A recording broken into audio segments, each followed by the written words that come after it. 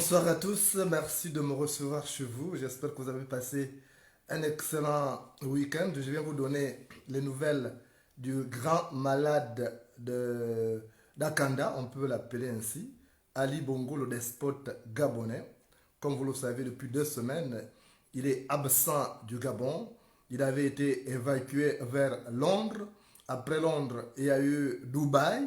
Et de Dubaï, il est parti pour les Maldives. Les Maldives, c'est un pays de l'Asie du Sud et qui a pratiquement 1000 îles coralliennes. Et c'est là-bas que le despote gabonais est allé récupérer un peu en compagnie d'Ali et de sa femme décorative Sylvia Bongo. Voilà, je sais que vous attendiez que je vienne vous dire qu'il est mort. Moi, je ne suis pas là pour dire qu'il est mort parce que je suis un journaliste pour vous donner des informations, pas sur la base des rumeurs alimentées par les fumeurs de chanvre qui pullulent sur Facebook. Donc, aux dernières nouvelles, Ali Bongo se trouverait aux Maldives en compagnie de sa femme. Il avait fait un malaise, comme ça avait été annoncé, c'est vrai. Il a transité par le Bourget à Paris, après Londres, Dubaï et Dubaï. Oh, maintenant, ils ont rallié les Maldives pour un repos. Voilà, repos, mais il est accompagné d'une vingtaine de médecins. Il est accompagné d'une vingtaine de médecins. Comme vous le savez, Ali Bongo n'a plus besoin d'aller dans un hôpital. Il peut faire venir les médecins à domicile. Et on soupçonne que Sylvia Bongo a acheté une île là-bas parce qu'il y a 1000 îles coralliennes aux Maldives. Et nous avons appris que Sylvia Bongo, avec l'argent du contribuable gabonais, a acheté toute une île là-bas.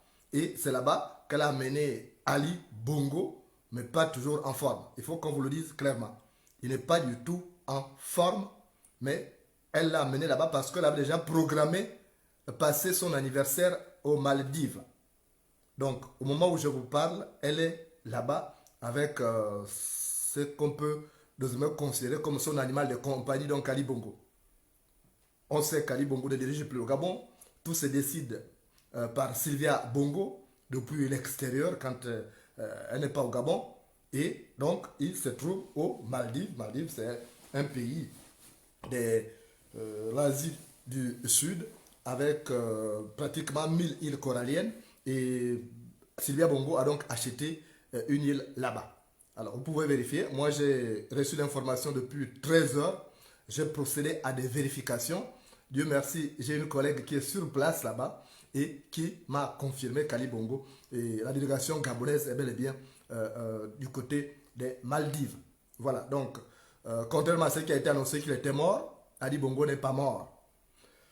Je vais vous présenter ce soir sur un aspect important. Moi, je suis journaliste. Je ne peux pas venir vous dire ici des fausses informations pour faire plaisir aux gens. C'est dommage de venir vous dire ça, pas pour vous décourager, mais Ali Bongo est bel et bien sur ces deux guiboles, même s'il marche clopin-clopin. Et il se trouve aux Maldives. Donc, c'est l'animal de compagnie de Sylvia Bongo qu'elle traîne partout, pas du tout conscient, avec une vingtaine de médecins étrangers, parce que tous les médecins gabonais qui étaient au chevet d'Ali Bongo, elle les a limogés, peut-être pour éviter des fuites. Et là, il y a une vingtaine de médecins, parmi lesquels il y aurait un Français, des médecins arabes également, qui sont donc au chevet d'Ali Bongo, là-bas aux Maldives. Et il y a avec eux leurs enfants.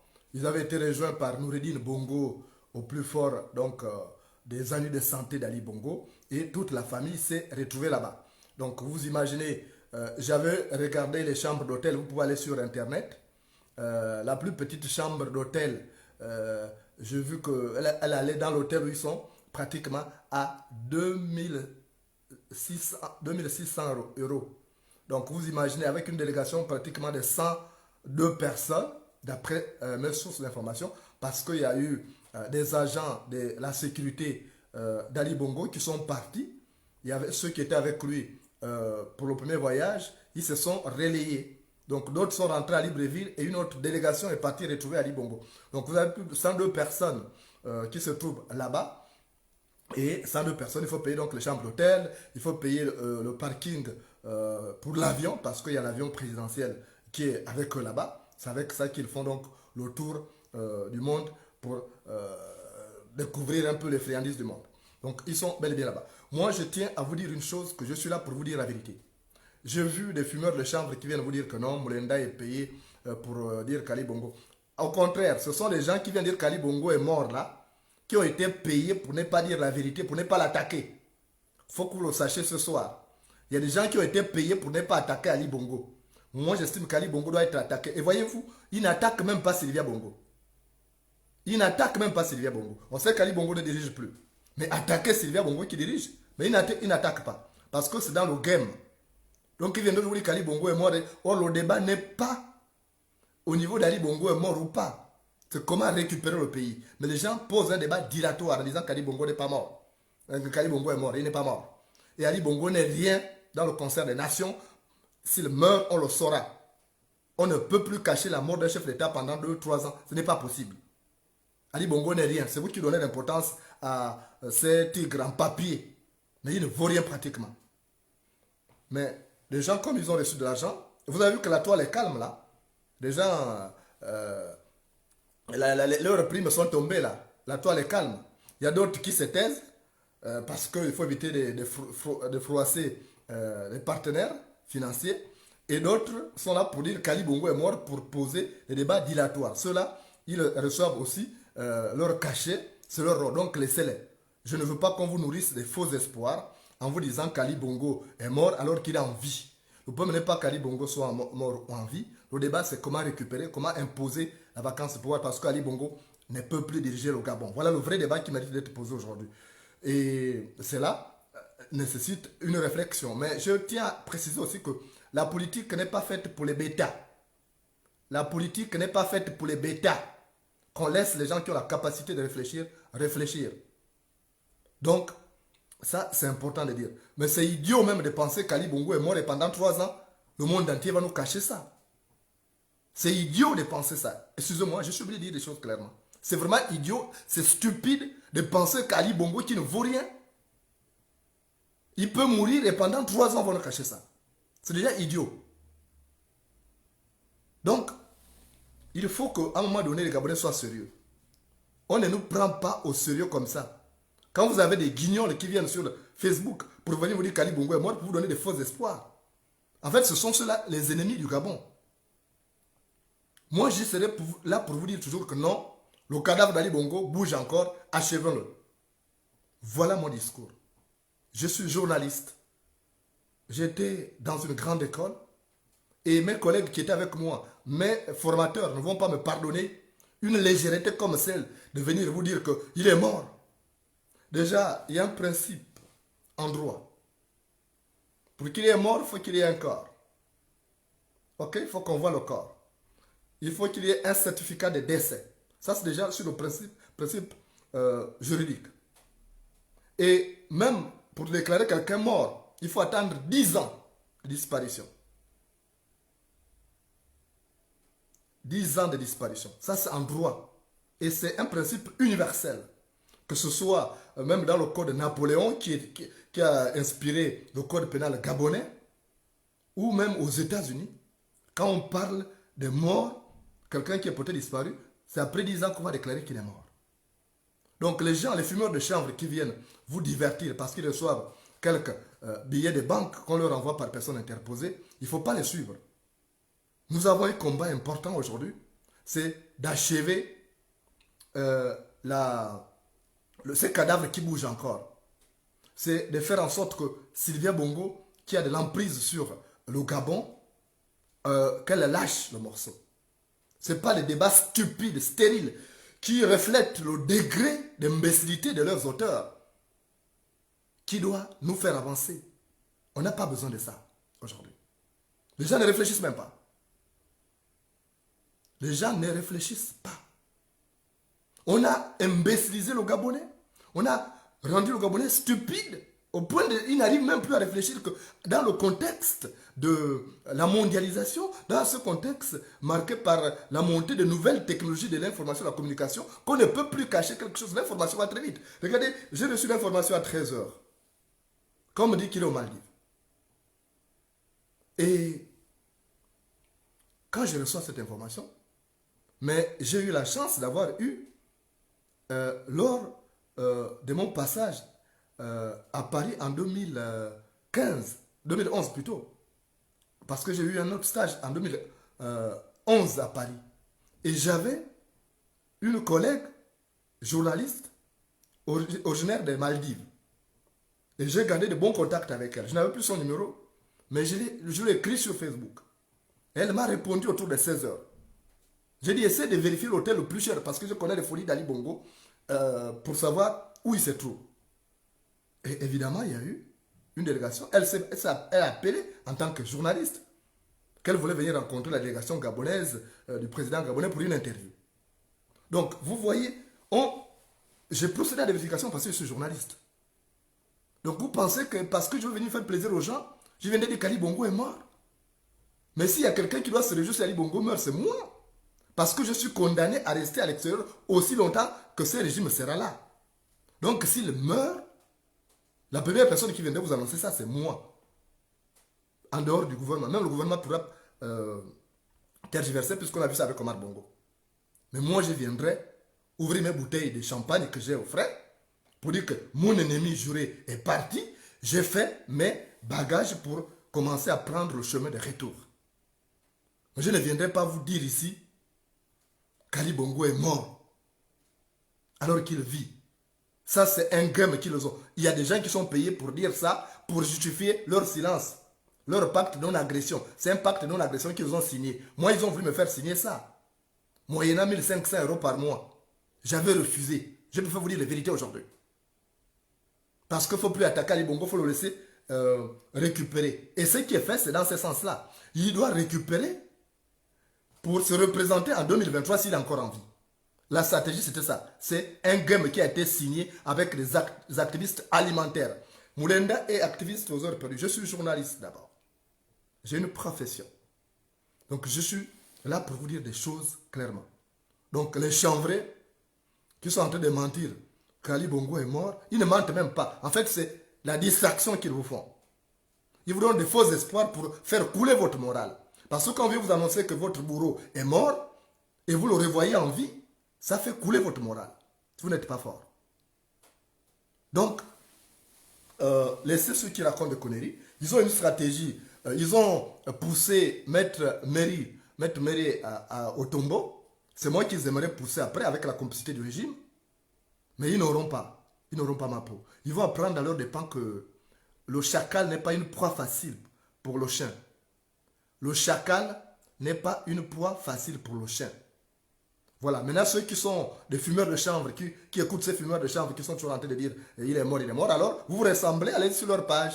Mais sur ma page, c'est pour des personnes qui réfléchissent. Pas des gens qui souffrent de la constipation intellectuelle. Pas des gens qui ont un magma de boue à la place du cerveau. On n'a pas besoin de ça. Parce qu'aujourd'hui, au Gabon, on a besoin de gens qui réfléchissent. Comment délivrer le pays? J'ai appelé un opposant qui est en exil. Aujourd'hui, je dis la situation du Gabon est urgente. Il faut qu'on trouve une solution. On doit parler en 2023. Et on est tombé d'accord sur ça. On est tombé d'accord sur ça. Donc, je vois des imbéciles qui viennent sur ma page qui disent qu'ils ne me croient plus, alors qu'ils sont là toujours. C'est tous ceux-là qui sont payés pour dire ça. Au lieu de réfléchir, on fait comment? Ils n'ont jamais produit quelque chose. Moulenda a produit un concept de casserole. Vous avez vu ce que ça a donné. Mais les autres ont produit quoi? C'est ça qu'on me demande. Les autres ont produit quoi? Ils ne réfléchissent pas. Quand quelqu'un réfléchit, on fait tout pour l'empêcher d'avancer. J'entends les gens dire, oh, j'ai un pays à délivrer. Waouh! Une seule personne va délivrer le Gabon. Par quelle alchimie? On demande aux gens d'être ensemble, mais ils se préoccupent. Ils ne voient pas le peuple gabonais qui souffre aujourd'hui. Moi, j'ai mal de voir les Gabonais souffrir. J'ai mal de voir les Gabonais souffrir. J'ai mal de voir ces gens qui font de la distraction pendant que les gens sont en train de souffrir. Je vous dis que si Ali Bongo arrive en 2023, et que si Dieu lui donne longue vie, parce qu'il a tous les médecins du monde, vous n'imaginez pas, il a les meilleurs médecins du monde. Il a même les médecins qui s'occupent des rois. Les médecins du roi du Maroc, les médecins du prince héritier d'Arabie Saoudite. Il a plein de médecins. Les Égyptiens. Vous savez qu'en Afrique, les meilleurs médecins, c'est dans le monde arabe. Il a des médecins à Dubaï. Il a une vingtaine autour. Il a viré tous les médecins. Enfin, Sylvia Bongo a viré tous les médecins gabonais. Vous pouvez vous renseigner. Il n'y a plus un seul médecin gabonais autour d'Ali Bongo. Parce que c'est pour éviter qu'il y ait des fuites par rapport à son état de santé. Donc, moi, je vous dis, nous devons réfléchir. Qu'est-ce qu'on doit faire de notre pays avant qu'il ne soit trop tard? Au lieu de passer ce temps-là à tuer le temps, à dire il est mort, il est mort, il est ceci. C'est un débat stupide, c'est un raccourci intellectuel qui ne nous mène nulle part si ce n'est dans un cul de sac. Ces raccourcis intellectuels ne nous amènent que dans un cul de sac. Parce qu'on risque d'arriver à 2023 encore avec ces canards boiteux d'Ali Bongo. S'il a envie, il pourrait vivre parce que vous savez vous-même que Dieu accorde une longue vie à ces genres de tyrans, des gens qui font souffrir leur peuple. Ils vivent le plus longtemps possible. Les belles âmes ne vivent pas longtemps, vous le savez très bien. Donc notre débat aujourd'hui n'est pas d'Ali Bongo est mort, il n'est pas mort. On sait qu'il est encore en vie, mais ce n'est pas lui qui prend les décisions, c'est Sylvia Bongo. Sous pression parfois. Donc, qu'est-ce qu'on fait? Qu'est-ce qu'on fait? Ce qu'on doit faire, c'est de faire en sorte que on trouve des vraies solutions pour libérer ce pays. Mais on ne va pas libérer le pays en pratiquant le déni. On ne va pas libérer le pays en combattant les armes. Aujourd'hui, les gens n'attaquent plus Sylvia Bongo. C'est curieux, c'est moi qu'on dit que j'ai été acheté par le pouvoir en place, mais c'est moi qui attaque Sylvia Bongo. C'est moi qui attaque Noureddin Bongo. C'est moi qui attaque Ali Bongo. C'est curieux. Demandez pourquoi les autres n'attaquent plus Sylvia Bongo. C'est elle le mal du Gabon aujourd'hui. C'est elle le mal du Gabon. Mais pourquoi on ne l'attaque pas? Les gens s'intéressent aujourd'hui aux sujets qui n'ont rien à voir avec la politique gabonaise. On parle, je vois d'autres se sont reconvertis en hommes d'affaires, en femmes d'affaires, c'est bien beau. Mais ce n'est pas le rôle d'un activiste politique. Transporter de l'eau n'est pas le rôle du panier. Transporter de l'eau n'est pas le rôle du panier. Donc, moi j'ai mal de voir ces imbéciles qui distraient les Gabonais. Mais moi, je vous dis tout simplement, je serai là pour dire les choses. Ce n'est pas une légion d'imbéciles qui va m'amener à changer et à me dicter la loi. J'ai été dans une école de journalisme. J'ai appris les fondamentaux du journalisme. Donc je ne viendrai pas ici vous donner des informations légères. Je ne fume pas du chanvre comme les autres. Je ne fume pas du chanvre. Je suis quelqu'un de lucide, de sérieux. Donc je ne vais pas vous donner des informations pour vous faire plaisir. Non. L'autre point que je tenais à souligner ce soir, c'est sur Brice Oligui Nguema. J'ai vu des gens qui m'ont insulté parce que j'ai parlé de Brice Oligui Nguema. Mais il faut être stupide pour penser que Brice Oligui Nguema peut faire un coup d'État pour donner le pouvoir à l'opposition gabonaise. Brice Oligui Nguema est un produit pur du PDG. Si jamais il arrivait que ce gars-là barre la route à Noureddin Bongo, parce que celui qui a la garde républicaine, mais c'est pour construire le pouvoir avec ses amis. Mais si vous avez les militaires à la tête du pays, mais ils vont vous massacrer plus que ce qu'ils font là. Donc, voilà ce que je vous dis. Je suis venu, j'ai parlé de cette confidence-là, j'avais dit à cette fille-là, qui m'avait approché à l'aéroport, Charles de Gaulle, jeudi dernier. J'ai dit, je vais dire ça dans une vidéo, rassure-toi. Parce que je sais que Brice Oligui Nguema travaille avec un petit lobby. Elle est avec les extrémistes Téké. C'est Brice Oligui Nguema qui était allé voir Patience Dabani pour dire qu'il y a des mercenaires qui sont venus du Rwanda qui entrent dans la garde républicaine. Mais qui est patron de la garde républicaine? C'est Brice Oligui Nguema. Pourquoi accepte-t-il qu'il y ait des Rwandais qu'on intègre dans la garde républicaine? C'est qu'il est complice. Et comment ne pas attaquer un monsieur comme ça? Qu'il ait des problèmes avec Noureddin ou pas, tant pis. Oui. Donc, moi, je suis venu vous dire ça. Il était dans un état alarmant, c'est normal. Mais il est sorti, vous voulez quoi? Vous pensez qu'Ali Bongo, il est comme vous? C'est vous qui mourrez de petits palus. Il a les plus grands médecins du monde d'aujourd'hui. Si Ali Bongo était tombé malade au Gabon, il serait mort. Mais il est tombé malade à Riyad, où il y avait tous les médecins. C'était un sommet économique. Et il y avait les grands médecins du monde là-bas, avec les présidents qui étaient présents. Et c'est ça la chance d'Ali Bongo. On aurait voulu qu'il tombe malade au Gabon. Moi, j'aurais voulu qu'il tombe malade au Gabon. Comme ça, il allait mourir, puisqu'il n'a pas, il n'a pas construit les vrais hôpitaux au Gabon. Donc, on vous dit des choses. Mais le Gabonais a atteint un degré de stupidité qu'il croit à tout. Je vois des informations que les gens m'envoient sur WhatsApp là. Je suis choqué. Ils ont fait circuler une information selon laquelle Marie-Madeleine Mboranso est allée à la Cour constitutionnelle, est allée voir l'armée française pour s'apprêter à déclarer la vacance du pouvoir. Regardez une imbécilité comme ça. J'ai discuté de ça avec un ancien ministre qui est en France, que j'ai eu au téléphone depuis une semaine, on s'appelle. Quand il a reçu l'information, et c'est un Français qui l'a appelé, un Français qui est à la cause, qui est acquis à la cause des Bongo. Tout ça, c'est pour donner un semblant d'espoir. Donc quand il m'appelle, je lui dis, mais toi, tu es quand même un ancien ministre. Tu penses que s'il y a vacance de pouvoir, c'est Marie-Madeleine Mboranso qui irait voir l'armée française? Ça ne se passe pas comme ça. C'est avec l'ambassadeur de France au Gabon que Marie-Madeleine Mboranso voit ça en disant, il faut alerter l'armée française pour protéger vos ressortissants. Ce n'est pas à Marie-Madeleine Mboranso d'aller, elle n'a aucun ordre à donner à l'armée française. Donc ils ont fait circuler une information comme ça, oubliant même les vices de procédure. Mais oubliant les usages en matière diplomatique. J'étais choqué.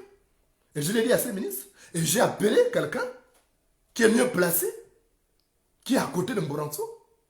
J'ai vérifié encore par d'autres personnes. Et c'est comme ça qu'ils m'ont dit, mais Jonas, toi aussi tu es journaliste. Et j'ai fait écouter ça à l'ancien ministre, et ben tu vois. C'est des gens que les gens ne réfléchissent même pas assez pour vérifier ce nombre d'informations. Il y a des gens qui viennent défendre ici, des gens comme le Oligui Nguema. Je vous donne une information. Oligui Nguema a 13 copines en Europe. Oligui Nguema a 13 copines en Europe. Ce n'est pas des filles parce qu'ils les aiment. Mais ce sont des agents de renseignement. Elle les fait partir à Libreville régulièrement. Et leur mission, c'est d'espionner les opposants. Et certains empoisonner les opposants. Je suis surpris de voir des Gabonais qui viennent défendre Brice Oligui Nguema parce que c'est leurs parents. Brice Oligui Nguema, au départ, c'est un homme humain. Moi, je ne l'ai jamais connu particulièrement dans sa vie de machin. Mais ce que j'ai appris quand il était à Dakar, il n'était pas encore vraiment très impliqué dans la politique avec Ali Bongo. Il a aidé beaucoup de Gabonais à Dakar. J'ai eu des témoignages. Mais depuis que Brice Oligui Nguema a intégré la mafia d'Ali Bongo, il est devenu un criminel. Les gens qui ont tué là, ce sont les mercenaires qui sont intégrés dans la garde républicaine. Comment vous pouvez venir défendre un monsieur comme ça? Il est en train de préparer, ou si Noureddin ne passe pas, il fait un coup pour rester, conserver le pouvoir avec ses amis. Si ces gens-là conservent le pouvoir, vous pensez que c'est dans l'intérêt du peuple? Vous pensez que c'est dans l'intérêt du peuple que la bande de Brice Oligui Nguema conserve le pouvoir? Le peuple aura quoi? Qu'est-ce qui aura changé? C'est le même pouvoir qui va continuer. On ne fuit pas la pluie pour se réfugier dans la rivière. On ne fuit pas la pluie pour se réfugier dans la rivière. Aujourd'hui, le Gabon a besoin d'un changement total. Un changement total, un changement radical. Donc un monsieur comme ça qui fait filer les opposants à l'étranger, il a 13 copines. Je connais quelques-unes. Qu'il fait venir à Libreville. Si vous voulez, je viens publier les noms. Et si vous venez encore me soutenir pour Brice Oligui Nguema, je viendrai publier les noms parce qu'il y a même des femmes mariées là-dedans. Et ces filles-là, leur rôle, c'est d'espionner les opposants. C'est d'approcher ces opposants, coucher avec ces opposants et les empoisonner. Et vous voulez que moi je défende un type comme ça? En disant oui, puisqu'il peut buter, s'il peut empêcher Noureddin Bongo d'être président. Mais c'est n'importe quoi. Mais on a atteint un degré de stupidité. On ne réfléchit plus. On ne réfléchit plus. Il y a un problème. Donc, vous avez vu vous-même le Mali. Le Mali, les militaires ont pris ma chair. Mais qu'est-ce qui a changé au Mali? Les militaires, leur place n'est pas à la tête du pays. Les militaires n'ont pas vocation de diriger le pays. Les militaires sont les gardiens de la société. Ils sont les gardiens de la nation. Ils sont là pour protéger la nation. Leur rôle n'est pas de diriger le pays. Or, Brice Oligui Nguema a ces petits calculs où il va le dribbler Noureddin Bongo comme Brice Alianga a voulu le faire. C'est les mêmes choses. Disons, on vient chasser un voleur pour voler. Donc, Je suis venu vous dire ça. C'est pas la peine. J'ai vu des gens, quand je viens donner des informations, et qui sont vérifiables, c'est pour qu'ils se cognent les têtes entre eux. Il faut réfléchir. Si vous avez des informations, des preuves qui peuvent faire en sorte qu'ils se cognent les têtes, qu'il y ait la confusion dans leur rang, je viens donner ces informations. Je viens donner ces informations. Et ne me reprochez pas de donner ces informations. Si vous avez des parents là-dedans, c'est votre problème. On n'est pas là pour défendre des parents, on est là pour défendre le pays. Vous avez vu comment moi j'attaque les miens. J'attaque mes propres parents. On est là pour délivrer le pays. Et tous les parents qui sont de l'autre côté, qui font le jeu du pouvoir, pour que ce pouvoir-là reste, il faut les attaquer. Et c'est ce que je fais avec Brice Oligui Nguema. Je n'ai rien contre lui. Dans la vie privée, on ne se connaît pas. On n'a jamais partagé les mêmes endroits, même pas les mêmes femmes. Donc, faites attention. Ce garçon est devenu dangereux. Il profite, c'est quelqu'un de corrompu. Vous avez vu qu'il a acheté 2 maisons aux États-Unis, 3 maisons aux États-Unis, à 1 milliard de francs CFA. Mais il a eu les 1 milliard où? Lorsqu'Omar Bongo est mort, ce gars-là, il a couru aller prendre 16 milliards qu'Omar Bongo qui était resté. Avec un autre là, qui n'est même plus visible, qui s'est réfugié au Congo. Ils ont pillé l'une des résidences d'Omar Bongo. Oligui a pris 13 milliards. Mais vous souffrez, vous gagnez quoi? Et vous allez défendre quelqu'un comme ça? Aujourd'hui, vous n'arrivez plus à vous soigner. Mais c'est parce qu'il y a des gens comme Oligui qui ont pris l'argent et qui continuent de piller. Et vous venez défendre des gens comme ça? Mais le Gabonais aime bien ses malheurs. Le Gabonais aime bien respecter ses bourreaux. Mais ne m'amenez pas à respecter le bourreau. Non, non, non. Moi, je ne vais pas respecter le bourreau. Donc, pour me résumer, nous avons besoin de réfléchir. Nous avons besoin de vraies stratégies. Ali Bongo est aux Maldives. C'est là-bas où il s'est fait suivre. Il a des médecins avec lui. Il a une vingtaine de médecins à son chevet. Après son malaise, il est parti. Il a l'avion présidentiel. Il a ses enfants avec lui. Il a sa femme avec lui. Donc, il n'est pas mort. Il n'est pas mort. Et moi, je suis là pour vous dire que c'est faux. Je ne veux pas vous mentir parce qu'on n'a aucun intérêt à venir vous mentir. Vous ne gagnez rien quand on vous ment. Maintenant, ceux qui pensent qu'ils doivent continuer à venir entretenir le flou, ils n'arrivent même plus à attaquer le régime. Ça, c'est leur problème. Ils n'ont qu'à dire de moi ce qu'ils veulent. Mais Moulenda n'est pas un réfugié économique. Moulenda est un réfugié politique. Et s'il y a quelqu'un qui souhaite tout de suite que le pays se libère, c'est bel et bien moi. Parce que j'ai tout à gagner au Gabon. Mon avenir est au Gabon. Mon avenir n'est pas en Belgique. Mon avenir n'est pas en France. Mon avenir n'est pas en Suisse. Je suis là pour vous dire la vérité. Maintenant, comme ils ont une stratégie, ils sont des mèches avec le pouvoir, ils reprennent à m'attaquer. Ils ont poussé Maître Méré à la mort. Et ils vous aimeraient comme moi qui gêne. Parce que Maître Méré parlait de ces histoires de hold-up militaire-électoral 2016. On a tout fait pour le pousser à la mort avec la complicité de ces faux activistes. Je me demande même pourquoi les gens vont encore suivre ces gens-là. Vous avez vu comment ils se sont affichés?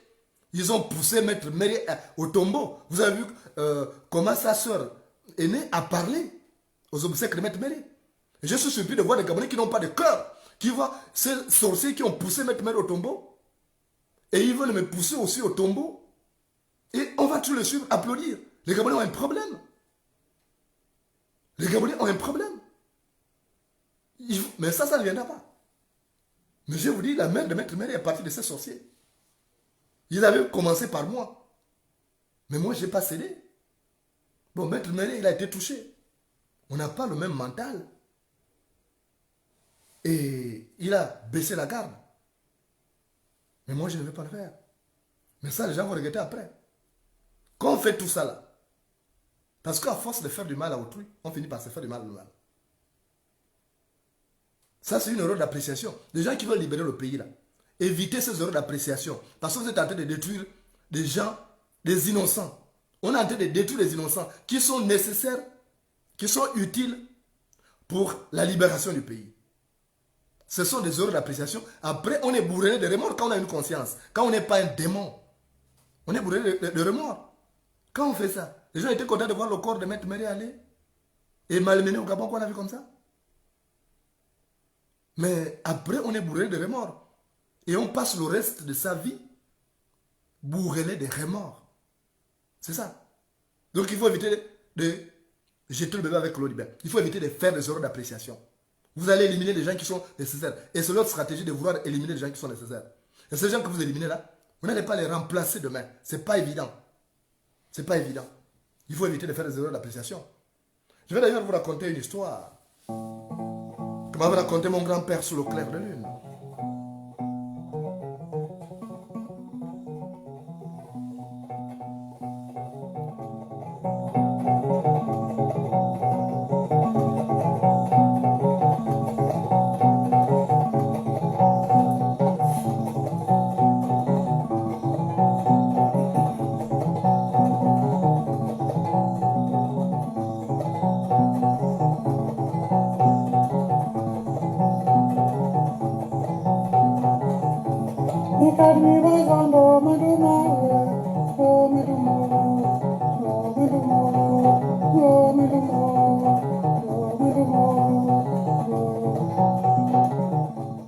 Dans un village, il y avait un homme. Cet homme-là était appelé à aller au champ d'honneur. Parce qu'il y avait une guerre qui avait éclaté entre son pays et un autre. Et cet homme, c'était un grand chasseur. Et il a été enrôlé dans l'armée pour aller faire la guerre. Cet homme s'appelait Mumbina. C'est comme ça que Mumbina a été donc envoyé à la guerre. Et il a laissé sa jeune femme enceinte. Et sa femme a couché derrière lui. Et cet enfant grandissait sans son père. Et la nuit, il pleurait. Et comme ça, la femme de Mumbina avait dit, mais j'élève l'enfant seul, mon mari n'est pas encore de retour. Comment le calmer? Et un jour, en faisant des courses, il a vu un poster d'un militaire qui tenait une arme. Et c'est comme ça qu'elle a acheté ce poster pour aller le coller dans la chambre. Et chaque fois que le bébé, enfin l'enfant, puisqu'il avait déjà grandi plus d'1 an, 2 ans, à chaque fois que l'enfant pleurait, elle disait à l'enfant, ne pleure pas, papa est là, regarde papa. Et l'enfant disait, bonsoir papa. Tous les soirs, c'était ça. Mais sans le savoir, ces militaires n'avaient rien de commun avec Mumbina. C'était juste une simple photo. Voilà que la guerre était terminée. Mumbina rentre 4 ans plus tard et trouve son enfant qu'elle a laissé dans le ventre. Quand elle va approcher l'enfant, elle dit, je suis ton père. L'enfant dit, laisse-moi, tu n'es pas mon père. Mon père vient la nuit. C'est comme ça que Mumbina dit, mais comment ça? Je suis ton père. Il dit, tu es mon père. Parce que c'est à la nuit tombée que la femme de Mumbina prenait la photo là, collait ça, pour dire, voilà papa. Papa est venu. Et c'était compliqué. Donc il fallait absolument rassurer Mumbina que comment on en est arrivé là. Donc dans la tête de Mumbina, il s'est dit non. Ce n'était pas vrai. Il y avait un autre homme qui venait dormir là. Mumbina dans sa tête, il a dit, il y a une autre femme qui venait dormir là. Un autre homme qui venait dormir, qui sortait avec sa femme. Il a piqué une colère. Il a commencé à bourrer la femme. Après 4 ans, ils n'ont plus partagé de lit. Et la femme a beau expliquer que non, j'ai montré une photo, enfin un poster, voilà c'est le poster là que j'ai montré à l'enfant pour essayer de le calmer la nuit. Mumbina n'a pas cru, il a dit c'est faux, tu m'as trompé. Et la femme, prise de chagrin, elle est partie à la rivière. Elle est allée se suicider là-bas. Après le corps de la femme de Mumbina a été retrouvé. Et Mumbina a été bourré de remords. Et plus tard, les autres ont expliqué que mais toi tu as accusé ta femme pour rien. Tu n'es même pas rentré dans la maison conjugale, dans la chambre conjugale. Tu as refusé en disant que parce qu'il y a un homme qui est rentré là-bas. Mais c'est pas ça. C'est le poster là que ta femme affichait la nuit au mur pour calmer l'enfant. C'est pas un autre homme qui venait dormir là. Mais il était trop tard. Mumbina a découvert ça. Il avait des remords. Il avait déjà poussé à la mort quelqu'un qui était innocent. Parce que cette femme est restée longtemps à l'attendre.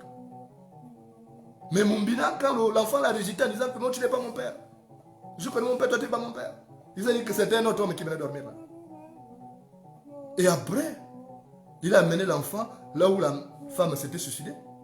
Il est resté bourré de remords toute sa vie. Parce qu'il avait commis une erreur d'appréciation qui a consisté à pousser à la mort un innocent. Et c'est comme ça qu'il a tout perdu. Et c'est ce que les Gabonais sont en train de faire. De vouloir pousser à la mort des gens qui sont utiles pour la libération de ces pays. Ils ont poussé Maître Mary à la mort. Et après, c'est moi qui veux le pousser. Mais moi, ils ne m'auront pas. Parce que j'ai pris les dispositions. J'ai déjà tout entendu. J'ai tout entendu. Rien ne m'étonnera. Même si quelqu'un parmi les actrices a dit que c'est moi leur père, que j'ai nié, je dirais oui. Vous savez, au stade où je suis arrivé, je ne veux plus les disputes. Au stade où je suis arrivé, je ne veux plus les disputes. Au stade où je suis arrivé, même si quelqu'un vient me dire, Moulenda, 1 plus 1 égale à 6, je dis oui, tu es fort en mathématiques. Je ne veux plus discuter. Si quelqu'un nous dit 1 plus 1 égale à 6, je dis oui, tu es fort, tu es plus fort que Pythagore. Parce que je ne veux plus de dispute. Parce que le Gabonais est compliqué. Le Gabonais ne sait pas vraiment où il y a son intérêt. Il est toujours en train de vouloir commettre des erreurs en jetant le bébé avec l'eau du bain. C'est dommage.